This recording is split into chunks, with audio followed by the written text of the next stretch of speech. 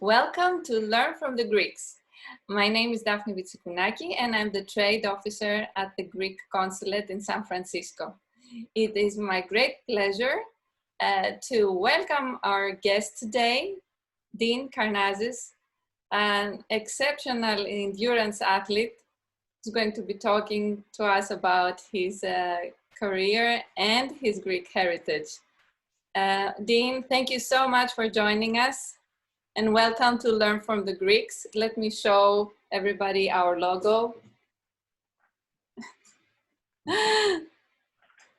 Dean. I thought you would introduce me as Constantine. I wasn't expecting you to use my American name. Okay, I am happy to use your Greek name. I'm very happy to use your Greek name, if that's okay. You can call me Costa. How's that? That's Costa. Okay.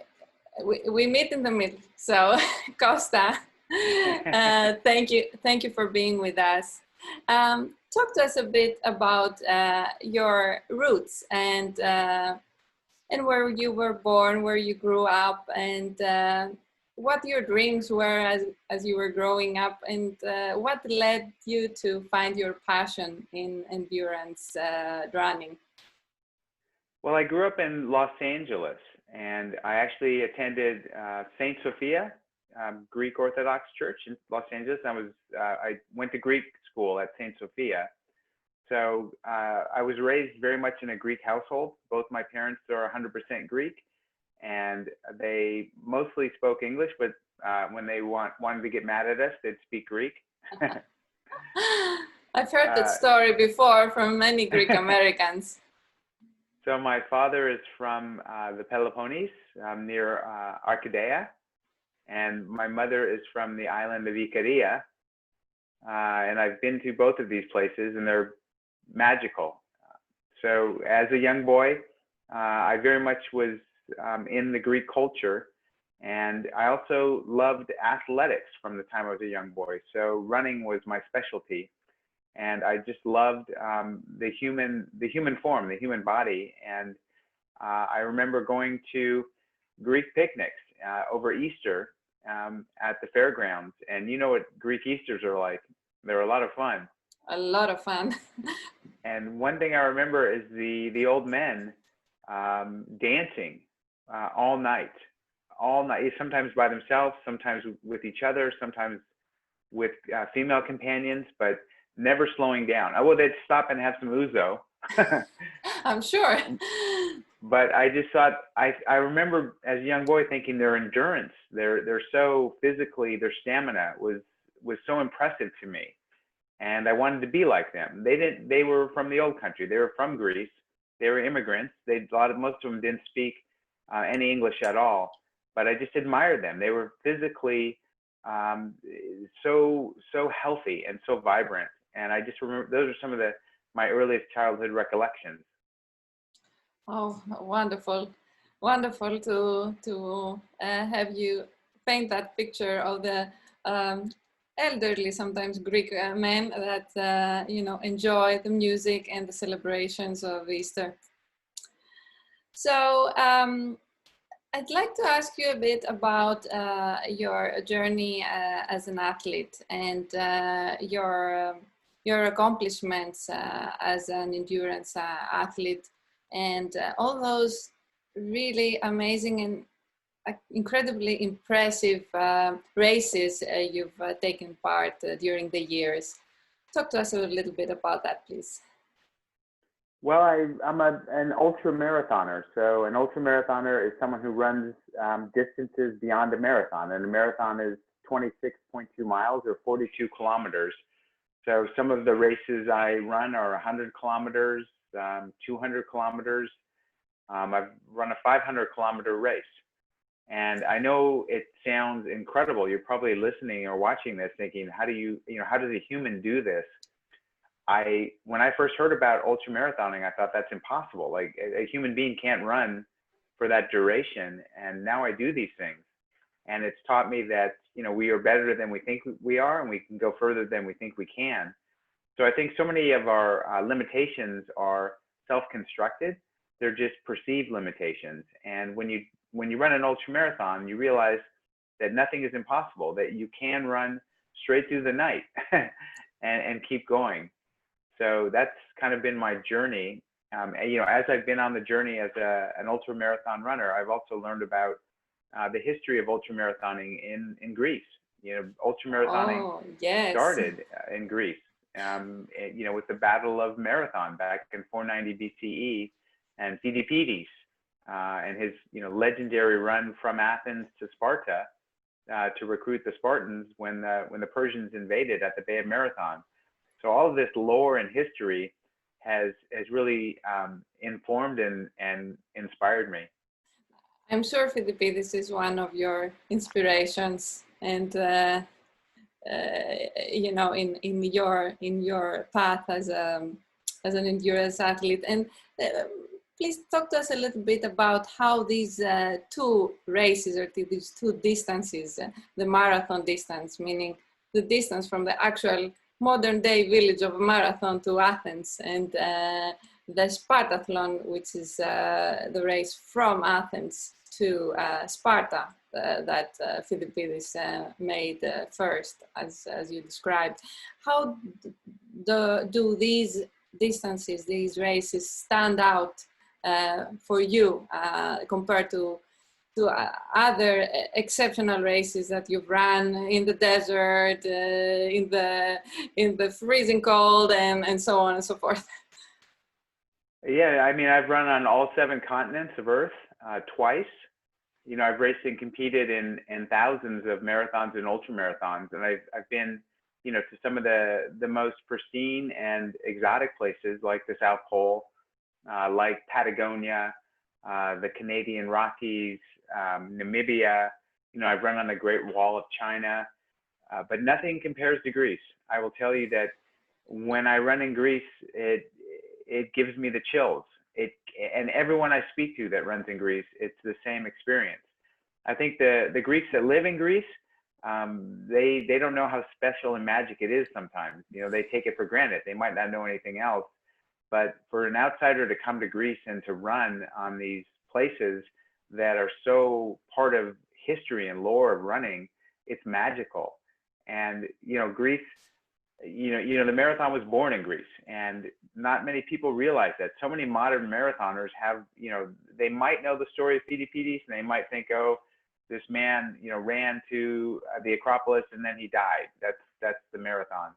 And it's such a richer story. So, you know, part of my charter has been to write a book about the real story, which is The Road to Sparta, my most recent book, and then promote it around the world so that people learn more about Greek culture. I mean, the book isn't just about running. It's about my heritage and my pride in being Greek, and, you know, the struggle the Greeks have faced and the accomplishments that the Greeks have made over the years, and to go and spread this word globally, because the book is in print now in, I think, 13 languages. So it brings me just incredible joy and pride to, you know, have learned about our heritage and to be able to share it with others. And it's in print in Greek too, right? Yes. And you know, I work very closely with many Greek companies, and Key Books is my publisher in Greece. And, you know, they're fantastic people. We have a very close relationship. I was just talking with Vasilis this morning about my next book. So can you reveal something about your next book for our viewers? Well, it's going to be a hybrid book about both running and diet. I have a lot of people request about diet and longevity. So it's going to be kind of a book that talks a lot about my diet and how my diet has evolved over the years. Oh, that's really interesting. I plan to ask you about food later on. So, and if I'm not mistaken, I read that as an undergraduate, you focused on food science. Is that correct? I did. I studied food science, and also in graduate school. So after I graduated from uni, I went to graduate school, and then I went to business school.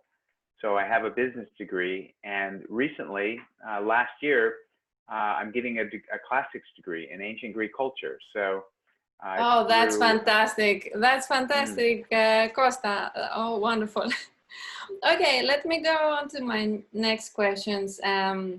So, what are some of the setbacks that you have experienced in your career? And what did those failures teach you?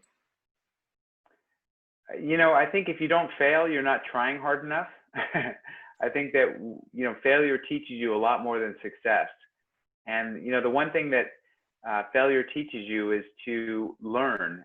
When you succeed, especially in a long race, you stand on the podium, you have some champagne, you celebrate, and everything is good.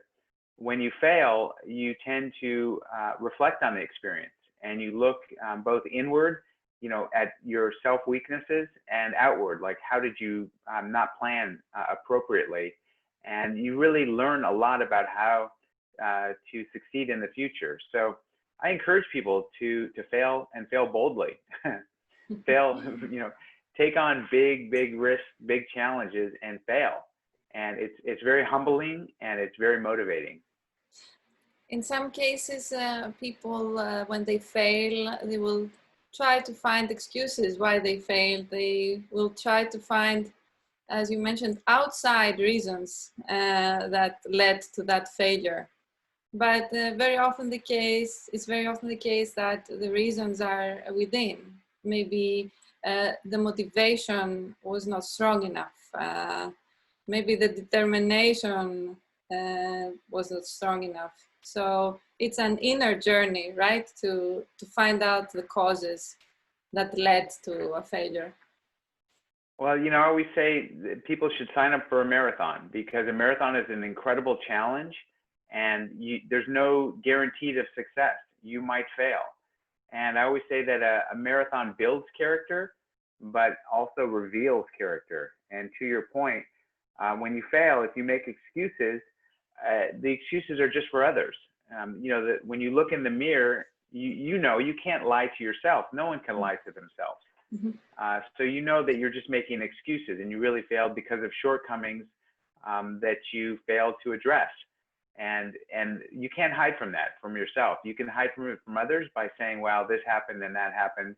But at night, when you're lying in bed, you know the truth. So, know thyself and be thyself, I always say. Yes. And it's a bold step to look in the mirror, but really see yourself. And there is where the journey to self-improvement starts. Well, and it's also very empowering to say, "I failed," to take accountability and ownership of your failure. When you say that to someone, you're showing vulnerability, and you're showing weakness, and saying, "Yes, I failed. It was my fault, and I'm going to try harder, and I'm going to succeed." So I always say, keep failing until you succeed. Wonderful. You touched upon this just now about everyone trying to run a marathon or deciding to prepare to run a marathon. So would you say that running in general has a healing power for the body and soul for the general public? I think without a doubt, running is it's a great renewal of the spirit. Running it's not just the physical pain; it's the spiritual, revival that you get when you run. I know so many times I come home and I have problems that I worry about, and I go for a 1 or 2 hour run, and when I come back in the door, all of a sudden those problems are not nearly as significant. It just puts things in perspective, as well as physical health. You can't have mental health without physical health. So physical health is so important, and there's no better way, no easier, quicker way to get in physical shape than to run. Yes, and now in this current crisis, amidst this pandemic, one of the consolations is that running is allowed. So, and it's a refuge for many people, to just go out and run and clear their heads from negative thoughts that we might all have during this difficult time. The thing with where we live, Daphne, San Francisco, if you go anywhere, there's people running, and it's very conducive to running. There are many footpaths. I mean, if you go to the marina, if you go out to the Golden Gate, Christie Field, you'll see thousands of runners because it's very easy and there's no car traffic. Athens is changing. Athens was not set up for running, and the drivers are crazy, and the scooters. I mean, it's very dangerous to run in Athens. But there's a movement that I've seen in my years going to Greece, where people are saying we need to have more running areas. We need to close some streets and have open areas so people can run. And now with the pandemic, there's a lot less people driving in Athens. So there's less pollution and it's safer to run on the street. So more and more people are running. And I think that that's a beautiful thing. Yes, and I've witnessed in the last years that there is a tremendous progress in this area in Greece. I mean, running has become very popular. It used to be that young people were not as interested in getting into running, but not just young people in general. People, would prefer to spend their time in a more leisurely way. But now, in the past years, recently, running has become very, very popular in Greece, and many races are organized all across the country, which is a brilliant thing for their health, for the health of the population. But in general, it's very promising. Well, no, I agree. And, I don't know if you're aware of this, but I work with a company in Greece to produce the Navarino Challenge. So for the past 7 years, we put on a running race in Messenia called the Navarino Challenge. And the company is called Active Media, and it's a fantastic event. We've won many awards, and we have thousands of runners. We have a kids race as well, and we get hundreds and hundreds of kids coming out to run a 1 kilometer race. So wonderful. Yeah. When was that? Yes, I wanted to ask you, when was the last time that this was organized? It was last October. So the race is always about the second week of October, and it's held at Costa Navarino. I don't know if you're where it's in Messenia. Of course. Yeah, and so that's where we staged the race. And like I said, it's a very popular venue, and we get thousands of runners, and it really makes me proud to go run with the Greeks. I mean, you can see as you're looking here. I see your background. Tell us about it. That's where we run. I mean, that's part of the course. So it's a beautiful setting, and I hope that we're able to have the race this year in October. It's still planned right now, but I guess only God really knows what will happen. Yes, hopefully we'll be able to still have the race. It's difficult to predict how things will turn out to be in October. But in any case, we have this wonderful, gorgeous background over there to dream about. So let me move on to one related question to what we were talking about before, running and marathons and all that. So if you are like me, I mean, people in the audience, they might struggle to consistently keep a physical exercise in their daily routines. So what advice would you give to people who, have tried to integrate physical activity and healthy nutrition in their lives, and they keep failing, and they have this struggle to maintain a consistency in this attempt? I think that for people like that, they need to really reframe how they look at themselves. So to shift their paradigm to the fact that they are an athlete, and being an athlete means that everything you do in your life is being the best animal you can be. So if that is walking instead of driving to the market, then you walk. Your running is not just something you do, I have to go running for half an hour. It's something you look forward to, and it's something that's part of your overall lifestyle. So I think you need to look at yourself through the lens of being the best animal you can be. And that means a good diet. That means your exercise and training. That means in good, healthy sleep patterns. All of these things need to be optimized, or at least working towards an optimization. So, value your physical body as much as you value anything else in your life, because it is as important as anything else in your life. And it is a very Greek thing to value your physical health. So, reflect on your heritage. Yes, right. That's great advice, Dean, for me and for all our viewers. So let me shift a little bit to your Greek heritage, and I'd like to ask you about any prominent Greek that you look up to, a historical figure maybe, or a figure from the mythology that has been important to you and has influenced you and has inspired you. How long is this interview?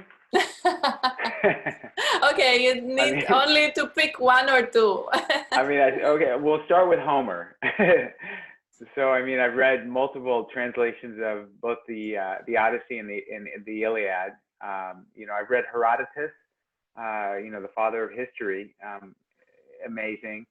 Obviously I'm a big fan of Plato. Socrates, the stories of Socrates. I've probably read 10 or 12 books about Socrates. Aristotle and the Lyceum, Aeschylus, who fought in the Battle of Marathon. The list goes on. It goes on. Nikos Kazantzakis with Zorba. That was an amazing book. His quote on his tombstone. I fear nothing. I hope for nothing. I am free. The quotes could go on. The Spartans at Thermopylae. Go tell the Spartans, stranger passing by, that here obedient to our laws we lie. I could go. I would probably start crying when I go on. But, yes, it becomes emotional. Yeah. For me, I've been in San Francisco too long. I feel homesick now when you tell us about all that. Well, okay, let me move on then and ask you about a special place in Greece okay, you mentioned Messenia, and we see also the gorgeous background there, and also your parents' villages in Arcadia and in Icaria, right? The island of Icaria. Icaria. Mm. Yes. What are some other places in Greece that you have visited or raced or participated in races, running races that stand out for you? Again, how long do we have for the interview? When people ask me where's my favorite place in Greece, I don't even know where to begin. Let's be honest, Greece is so many things. the Vikos Gorge is an amazing place that is so much different than, say, running on Santorini. Icaria, the island of Icaria is so much different than, the Cyclades. The variety, it's phenomenal. Greece, there's no place on earth like Greece. And you're talking, with a guy who's traveled to every place on earth.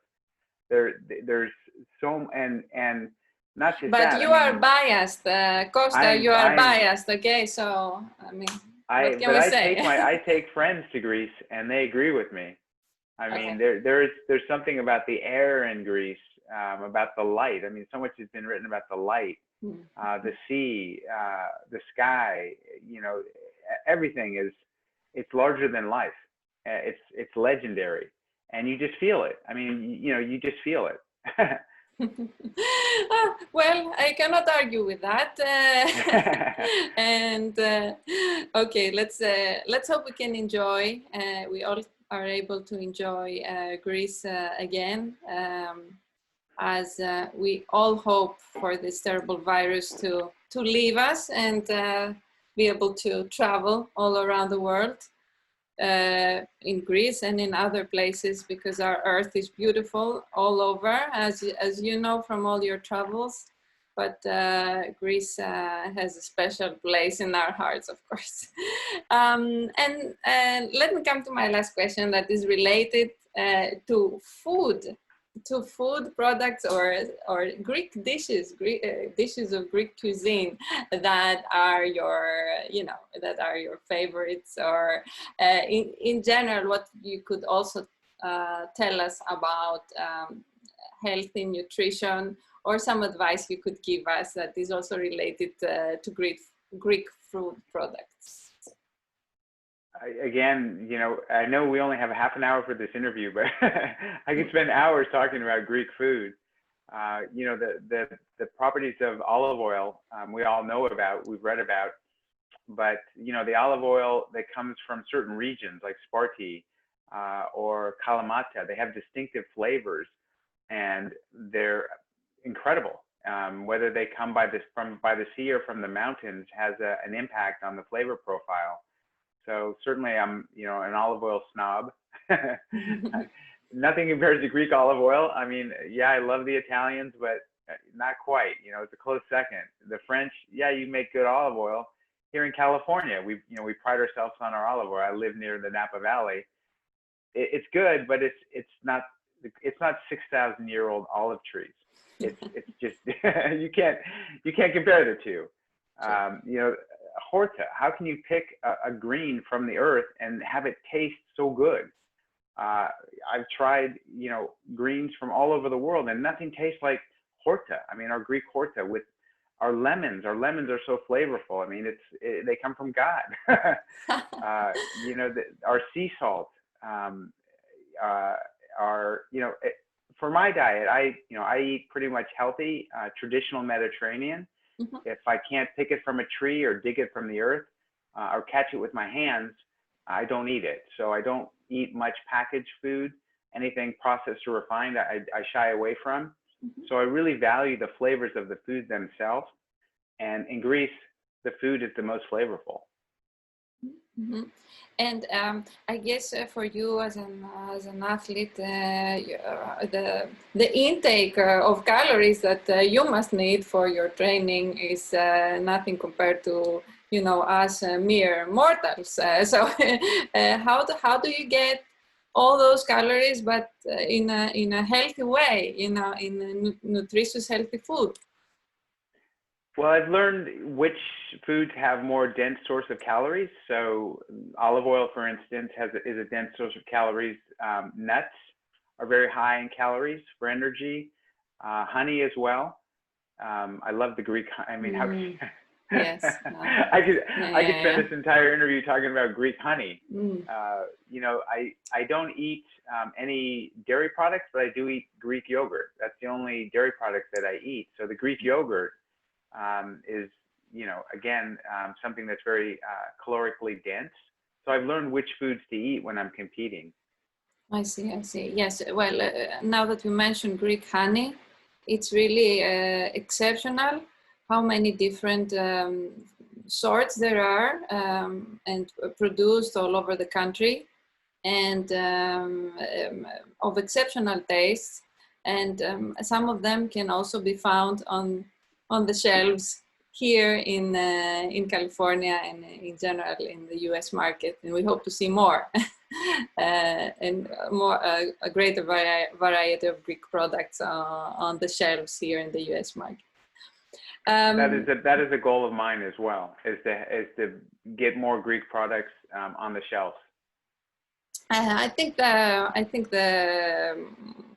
the consumers will appreciate, the U.S. consumers will appreciate having the opportunity to try out and to integrate in their diet these amazing products. So we're working hard on that. Well, when I have dinner parties at my house, believe me, all the Greek products come out, and I have converted so many people. I'm glad to hear. How do I get this? Where did you get this? How do I get this? Where do I go? How do I get more of this? I'm glad to hear that, and you can tell also your friends to reach out to us at the consulate. We have some lists of where people can buy Greek products. Well, and you told me about, is the Agora, is that just for manufacturers or consumers go there as well? Yes, there is the online portal called Agora, so Agora, But this is specific to Greek producers that are interested in entering the US market. So it's more narrow, and it's in Greek, so. Anyway, Dean, it was such a pleasure to talk to you and to find out about these amazing accomplishments and how those are connected to your Greek roots.